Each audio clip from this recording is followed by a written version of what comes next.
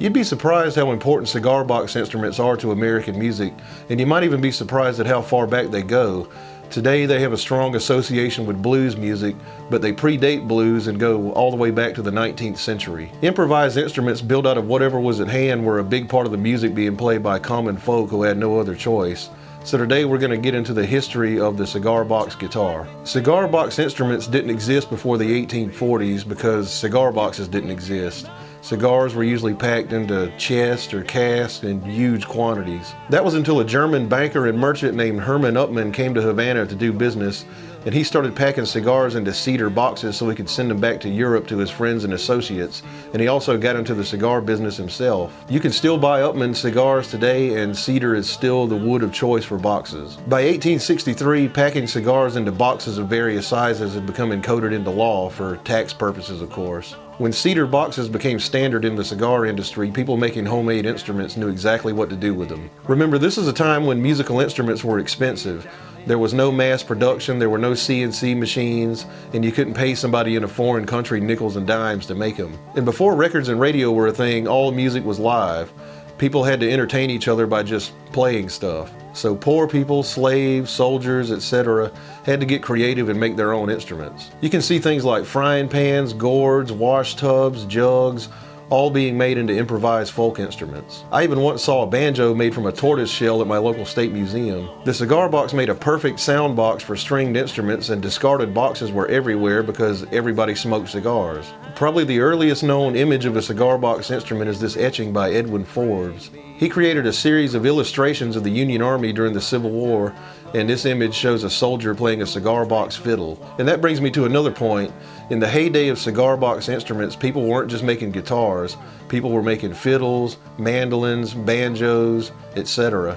Bear in mind that fiddles and banjos were more popular than guitars in the US in the 19th century, and you could even find plans for building such instruments. In the early 20th century, cigar box instruments met with the blues, and that's the genre that they're still most associated with today. Young aspiring blues artists who couldn't afford guitars made cigar box guitars and diddley bows, often using baling wire as strings, which you could find on a farm. And if they were serious enough, once they got older and had the money, they could get their hands on a six-string. There were several legendary blues artists who mentioned starting out on cigar box guitars as youngsters. To name a few, there was Lightnin' Hopkins, Albert Collins, Bill Brunsey, Albert King, Buddy Guy.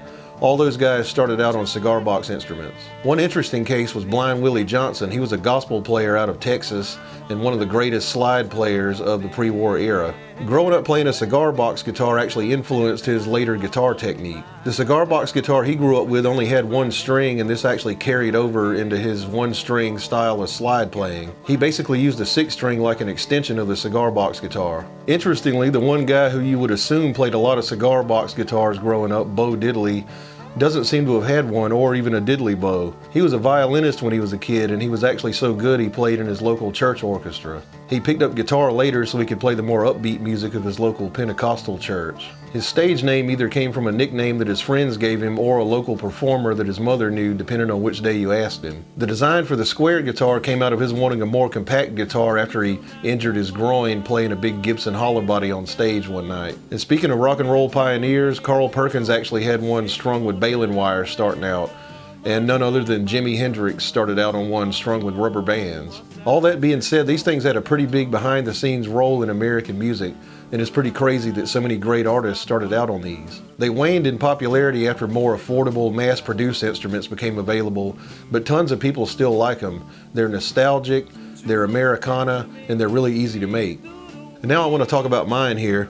Most cigar box guitars you're going to find these days have 3 or 4 strings on them, but that wasn't enough for me. I actually went for 6. I bought this box at a tobacco shop for $5, this undercrown, and I put parts from a Strat copy on it, and I barely got it together. I cut holes in the box with a Dremel, which took a while, and look at the exquisite craftsmanship on this neck right here. This is just a piece of lumber with as many nails and screws as I could get into it to hold it on. So it stays tuned for a few minutes at a time, kind of like a Gibson. I have used it at gigs, and it certainly gets some looks from people, and I only play slide on it because that's about all the action will allow. So let's play this thing here.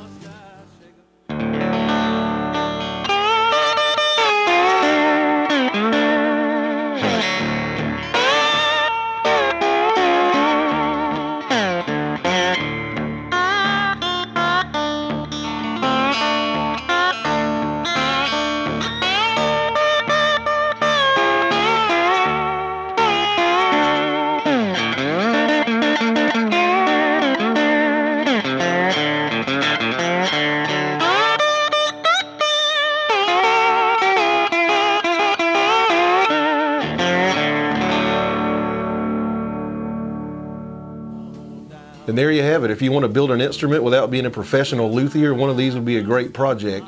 I really enjoyed jerry-rigging this thing into something playable. They even make kits for these, and there are plans all over the place for them, so I'd encourage you to give it a shot. If you enjoy the content on this channel, please check out my country blues album, join my Patreon, check out my PayPal, all that's linked below. And if you're liking the hat that I'm wearing, check out my affiliate link to American Hatmakers, and if you pick up a hat from them through that affiliate link, it'll actually support this channel. And please like, subscribe, and share.